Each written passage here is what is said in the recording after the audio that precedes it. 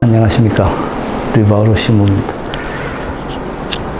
오늘 22과 지난주에 안티오키아, 우리가 알고 있는 이 시리아에 있는 안티오키아가 아닌 페르기에 있는 안티오키아에 사도 바오로가 회당에 들어가서 유다인들에게 이스라엘의 역사에 대해서 쭉, 이스라엘의 구원의 역사죠.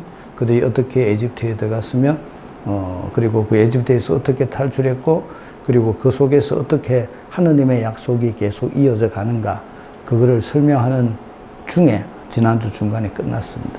오늘은 그 뒷부분부터 설명을 합니다. 이제는 예수님 시대까지 다가왔습니다. 다윗의 시대가 지난주에 얘기가 있었고, 오늘 예수님 시대가 얘기가 되게 됩니다. 지난주가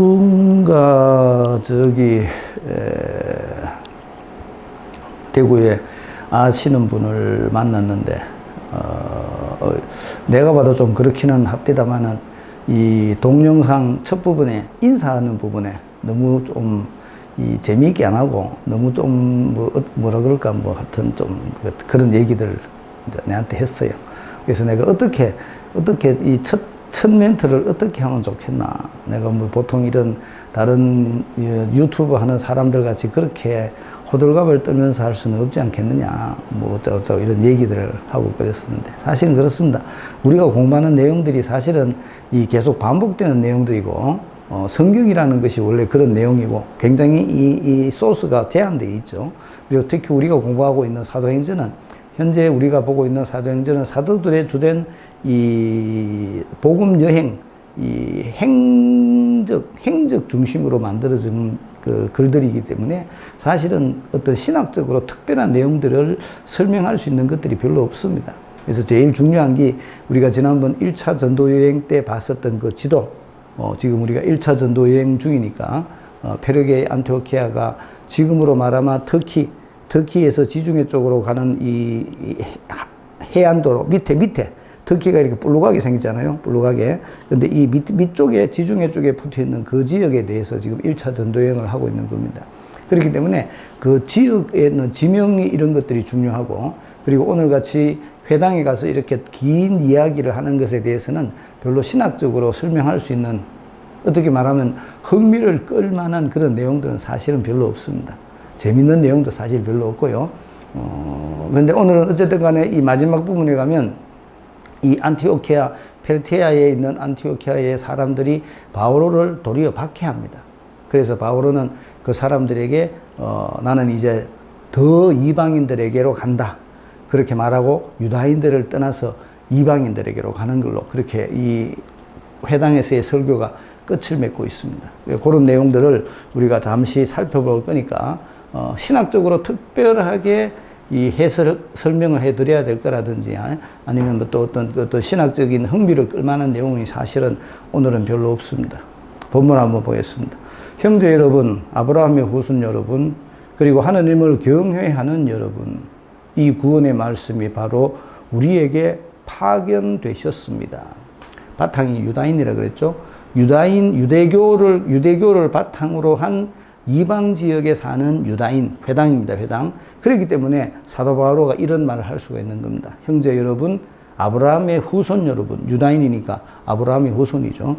그리고 하느님을 경외하는 여러분, 유대교 속한 사람들이니까 당연히 하느님을 경외하는 사람들입니다.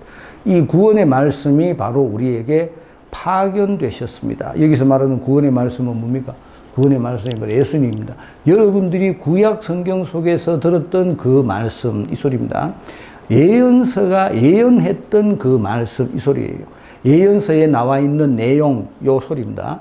그 내용의 주인공인 말씀, 그 말씀이 우리에게 파견되셨습니다. 우리에게 왔다는 겁니다. 예수님의 강생을 얘기하죠.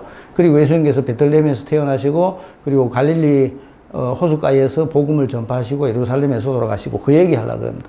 그런 예루살렘 주민들과 그들의 지도자들은 그분을 알아보지 못하고 단죄하여 알아보지 못했다는 겁니다. 근데 사실은 알아봤어도 뭐 특별하게 달라질 건 없었습니다. 예수님은 당신께서 하느님의 구원 계획에 따라서 죽음을 통한 부활의 길을 갈 수밖에 없었습니다. 파스카 길을 갈 수밖에 없었기 때문에 예수님은 그 파스카 길을 통해서 영의 세계를 우리들에게 설명을 해주는 거거든요. 그렇기 때문에 예수님에게 있어서 죽음은 필연적인 것이었습니다. 그게 사실은 유다인들의 잘못이 아니죠. 어떤 면에서 보면 유다인들은 하느님이 만들어 놓은 그 각본에 의해서 움직인 꼭두각시에 지나지 않는다는 겁니다. 그래서 그런 것들을 설명합니다. 그렇지만 어쨌든 간에 단죄한 사람들은 유다인이니까 유다인들이 단죄하여 안식일마다 봉독되는 예언자들의 말씀이 이루어지게 하였습니다. 이 얘기를 하려고 하는 겁니다. 예언 성취, 예언의 성취입니다. 예수님 입장에서 보면 사명 완수지만 하느님 입장에서 보면 예언의 성취. 구약 입장에서 봐도 구약에 예언된 그 예언이 이 예수님을 통해서 다 이루어졌다는 겁니다. 그래서 왜 요한복음이 마지막 예수님의 마지막 단어가 다 이루었다겠어요. 그렇게 예언이 성취되었다는 겁니다. 그들은 사형에 처할 아무런 제목도 찾아내지 못하였지만 그분을 죽이라고 빌라도에게 요구하였습니다. 왜 빌라도가 필요하다고 그랬죠?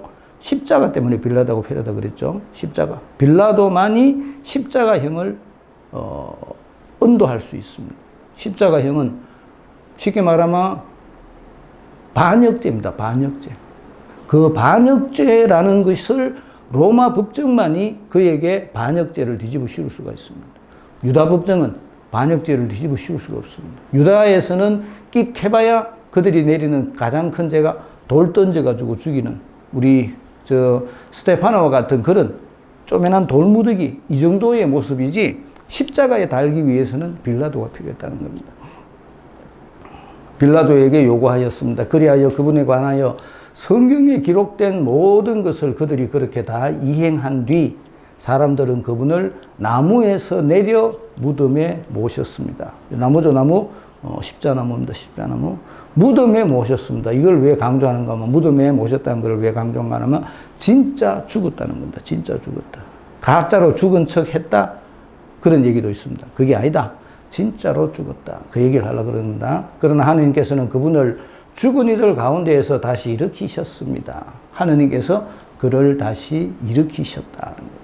그를 다시 일으키셔서 그에게 영의 세계의 임금이 되도록 해주셨다는 거죠. 그 뒤에 그분께서는 당신과 함께 갈릴리아에서 예루살렘으로 올라간 이들에게 여러 날 동안 나타나셨습니다. 나타나신 이유가 모르겠죠? 사명을 주기 위해서 나타났다 그랬습니다. 그러니까 예수님 입장에서는 발현이라는 것은 예수님께서 제자들에게 사명을 주기 위한 것이고 제자들 입장에서의 발현이라는 것은 예수님께서 우리들에게 그런 사명을 주셨다는 것을 깨닫는 시간입니다. 그래서 사명 자각이 바로 발현입니다. 예수님께서 하셨던 일을 우리들이 계속 해야 되는구나. 그거를 제자들이 깨달았다는 겁니다. 그게 발현, 그게 부활입니다. 부활. 깨달아야 됩니다. 이 사람들이 이제 백성들 앞에서 그분의 증인이 된 것입니다. 그래서 그 사람들이 증인이 된 겁니다. 사명 자각, 사명 수행. 그렇게 말씀드렸죠. 이 일을 하기 위해서 예수님의 증인이 되기 위해서 예수님께서 그들에게 나타나셨다는 겁니다. 그러니까 내가 예수님의 증인이 되는 것이 내가 예수님의 부활을 경험했다는 표시가 됩니다. 반대로 생각해야 됩니다. 내가 예수님의 부활을 깨달았다. 예수님의 부활을 경험했다라는 말의 의미는 내가 지금 예수님의 부활을 다른 사람들에게 증언하고 있다. 이 소리입니다. 내가 증인, witness, 증인이 되었다. 그 말이 내가 부활을 경험했다라는 소리입니다. 그래서 우리는 여러분에게 이 기쁜 소식을 전합니다. 기쁜 소식이죠. 우리 선조들에게 하신 약속을 하느님께서는 예수님을 다시 살리시어 그들의 후손인 우리에게 실현시켜 주셨습니다. 하느님께서는 예수님의 부활을 통해서 우리들에게 해주신 약속을 이루어 주셨다는 겁니다. 그게 뭡니까? 구원이라고 말합니다. 구원. 우리들에게 주시기로 약속하신 그 구원이 예수님을 통해서 성취되었다는 겁니다. 이는 시편 제2편에 기록된 그대로입니다. 너는 내 아들, 내가 오늘 너를 낳았노라. 이 아들이 누구? 예수님이라는 거죠. 그리고 그 아들이 당신의 죽음과 부활을 통해서 우리들에게 구원을 가져다 주었다는 겁니다. 또 하느님께서는 그분을 죽은 이들 가운데에서 살리시어 다시는 죽음의 나라로 돌아가지 않게 하신 것을 이렇게 미리 말씀하셨습니다. 예수님께서 죽으셨다가 다시 살아나셨기 때문에 다시는 죽음의 길로 가지 않는다는 겁니다. 다시는 죽지 않는다는 겁니다.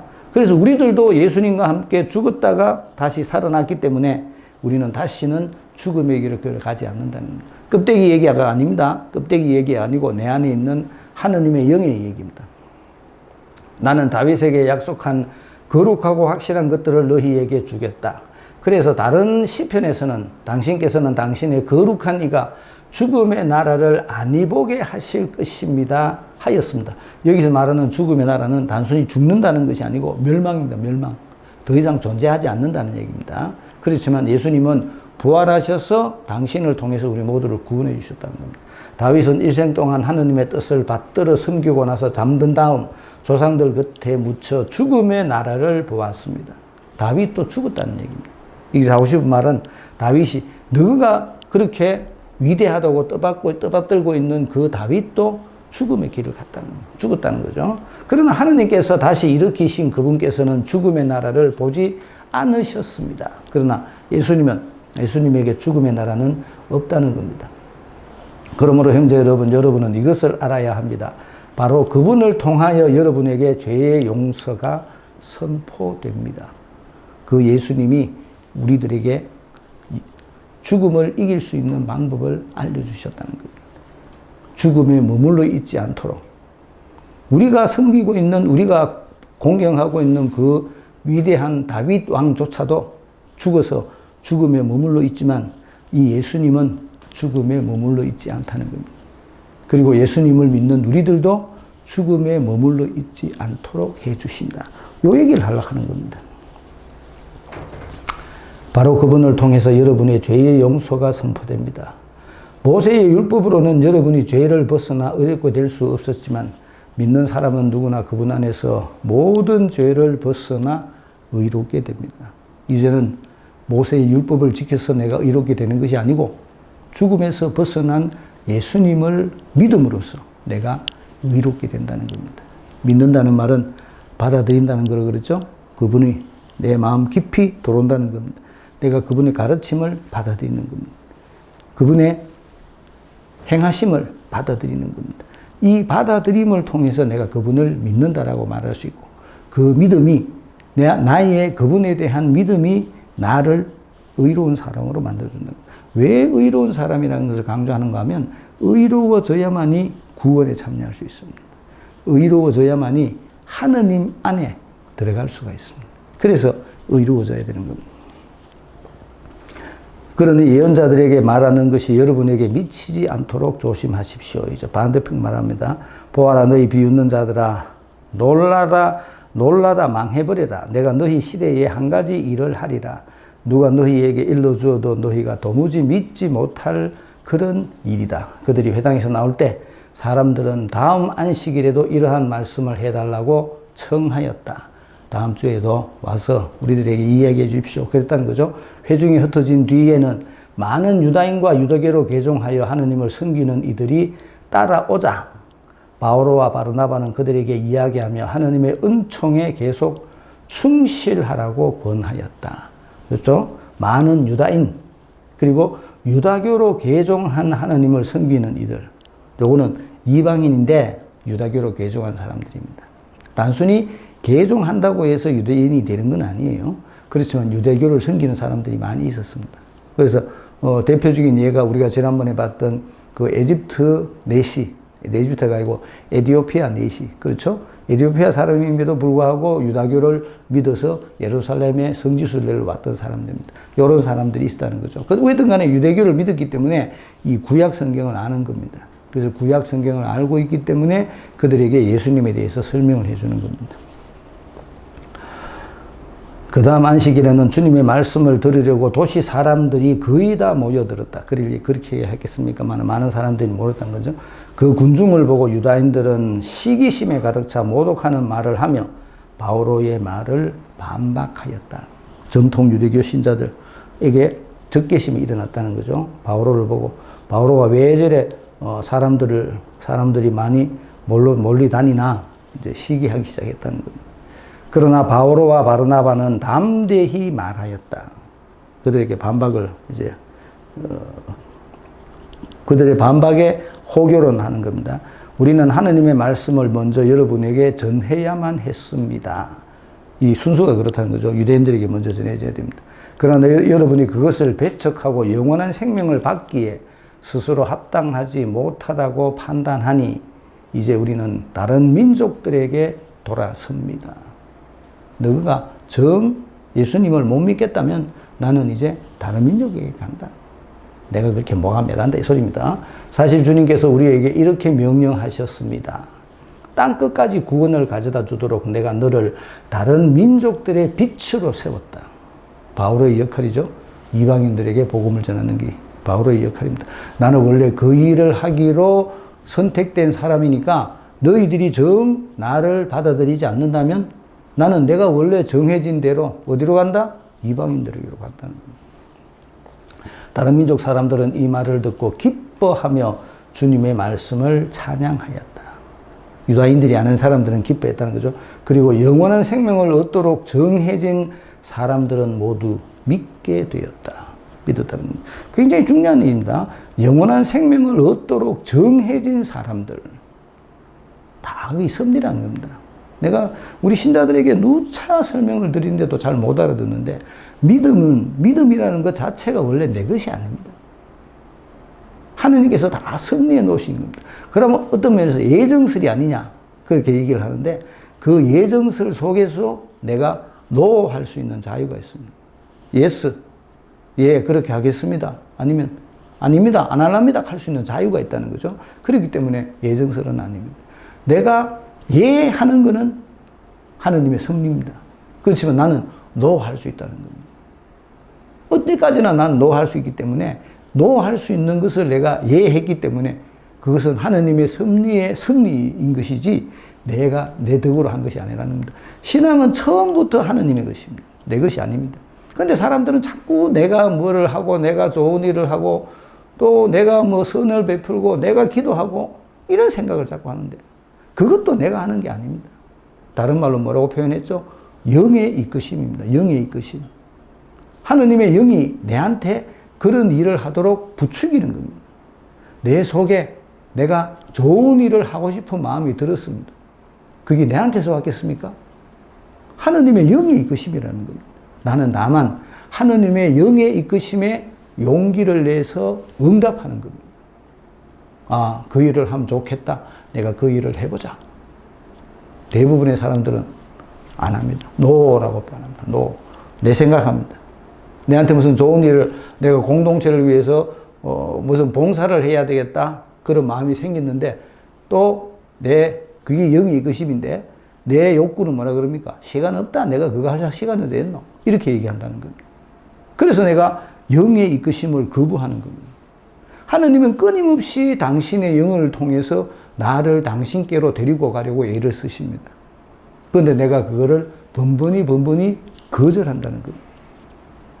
내가 거절하는 겁니다. 거절은 내가 하는 겁니다.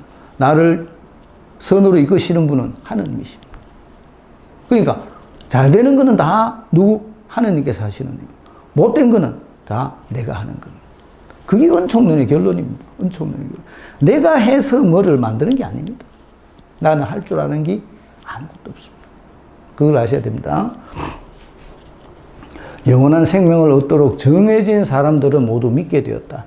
그리하여 주님의 말씀이 그 지방에 두루 퍼졌다. 하느님의 섭리에 의해서 복음을 믿게 된 사람들이 다 복음을 믿었다는 거죠. 그러나 유다인들은 하느님을 섬기는 귀부인들과 그 도시의 유지들을 선동하여 바오로와 바르나바를 박해하게 만들고 그 지방에서 그들을 내쫓았다. 유다인들이 끝까지 바오로를 반대했다는 겁니다. 그들은 발의 먼지를 털어버리고 나서 이코니온으로 갔다. 제자들은 기쁨과 성령으로 가득 차 있었다. 발의 먼지를 털어버렸다. 이 말입니다. 너의 멸망에 대해서 나는 아무런 책임이 없다는 겁니다. 누구 책임? 너그 책임이라는 겁니다. 너가 노라고 말했다. 너가. 그러니까 노라고 말한 그 일에 대해서 너희들이 책임을 져야 된다. 나는 내가 복음을 전해줬지만 너희들이 그거를 거부했다. 요 얘기를 하는 겁니다. 대부분의 이야기가 구원의 역사를 다시 한번 얘기하는 것이기 때문에 안티오키아에서 사실은 별로 뭐 이렇게 특별하게 우리가 검토해 봐야 될 그런 신학적인 내용은 없습니다. 22과 복음 전파 13장 26절에서 52절까지 구원의 말씀 단죄하여 말씀이 이루어지게 다시 일으키시어 이 사람들이 증인 기쁜 소식을 전한다. 죄의 용서가 선포 믿는 사람은 의롭게 된다. 많은 이들이 개종 유다인들의 시기 다른 민족으로 간다. 박해하며 쫓아냈다. 이코니온으로 그렇게 되어 있습니다. 1번 그들에게 파견된 것은 무엇이었습니까? 구원의 말씀이 바로 우리에게 파견되셨습니다. 예언서가 예언한 그 구원의 말씀이 우리들에게 파견되었습니다. 구원의 말씀, 곧 복음, 또 거기 메시아, 하느님의 아드님, 그렇죠? 하느님의 아드님, 우리 주 예수 그리스도의 복음의 시작. 다 지난번에 마르코 복음 할 때 다 동격이라 그랬죠? 하느님의 아드님이 이 구원의 말씀이고 그 구원의 말씀이 메시아, 그리고 그게 복음이라는 것. 딱 동격이라고 했습니다. 2번 말씀에 대한 유다인들의 태도는 어떠하였습니까? 그렇지만 그들은 사형에 처해 아무런 제목도 찾아내지 못하였지만 그분을 죽이라고 빌라도에게 요구하였습니다. 그리하여 그분에 관하여 성경에 기록된 모든 것을 그들이 그렇게 다 이행한 뒤 사람들은 그분을 나무에서 내려 무덤에 모셨습니다. 예수님에게 있어서 가장 중요한 파스카 신비 부분을 설명합니다. 그분의 죽음에 대해서 이야기를 하고 있습니다. 3번 하느님께서는 그분을 위해 어떤 일을 하셨습니까? 그러나 하느님께서는 그분을 죽은 이들 가운데에서 다시 일으키셨습니다. 그분을 다시 살려주셨다는 겁니다. 어떤 부활? 영의 부활이라고 그랬죠. 육신의 부활은 아닙니다. 누가 내한테 질문하기를 그러면 그 사도신경에 나오는 육신의 부활을 믿는다는 말은 뭔 말이냐? 거기에 나오는 육신의 부활의 육신은 이 세상 종말에 영의 세계가 왔을 때 그 영의 육신을 말하는 겁니다. 이 육신이 아니고 이 육신이 아닌 내가 영의 세계에서 영의 육신을 갖고 영원한 삶을 산다는 겁니다. 그러니까 뭐 이 영의 육신 하는 걸 우리가 조금이나마 견주어 추측할 수 있는 것이 발현하신 예수님의 육신, 거기 영의 육신입니다. 우리는 알 수 없습니다. 사도 바울은 이렇게 표현합니다. 불멸의 옷으로 덧입는다 이렇게 표현했습니다. 불멸의 옷을 덧입는다. 거기 영의 육신입니다. 영의 육신. 이 육신 말하는 거 아닙니다. 육의 부활은 영의 육신 말하는 겁니다. 4번 하느님께서는 어떤 방법을 통해 약속을 실현하셨습니까?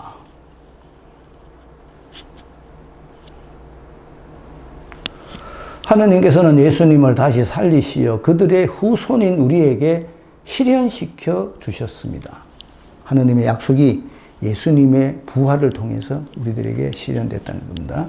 예수님을 다시 살리시어, 그게 뭐예요? 그 약속이 뭐예요? 구원의 약속입니다. 구원의 약속. 5번 하느님께서 다시 일으키신 그분이 보지 못한 것은 무엇이었습니까? 37절. 뭐로? 하느님께서 그분 죽음의 나라를 보지 않으셨습니다. 죽음으로부터 부활하셨으니까 그분은 더 이상 죽음에 머물러 있지 않죠. 죽음에 머물러 있지 않기 때문에 그분은 죽음을 볼 수가 없었던 겁니다. 6번 율법과는 다른 그분이 우리에게 준 혜택은 무엇입니까? 믿는 사람은 누구나 그분 안에서 모든 죄에서 벗어나 의롭게 됩니다. 믿음으로서 의롭게 되는 겁니다. 믿음으로서 모든 죄를 벗어나 의롭게 되는 겁니다. 어디서? 그분 안에서 의롭게 되는 겁니다. 내가 그리스도와 함께 죽고 그리스도와 함께 다시 살아났다. 그렇게 표현을 합니다. 그래서 예수님 안에서 내가 의로운 사람이 되었다는 거죠. 7번 안식일에 모여든 도시 사람들을 본 유다인들의 반응은 무엇이었습니까? 그 군중을 보고 유다인들은 시기심으로 가득 차 모독하는 말을 하며 바오로의 말을 반박하였다. 시기심이 생겼다는 거죠. 8번 유다인의 배척은 어떤 결과를 가지고 왔습니까? 41절. 유다인의 배척. 보아라 너희 비웃는 자들아 놀라다 망해버려라. 내가 너희 시대에 한 가지 일을 하리라. 누가 너희에게 일러줘도 너희가 도무지 믿지 못할 그런 일이다. 너희들은 못 믿는다는 거죠. 못 믿는다. 너희들에게 뭐 믿음이 없다는 거죠. 그 얘기를 하고 있습니다. 이 41절에 한 것 같은데 유다인의 배척은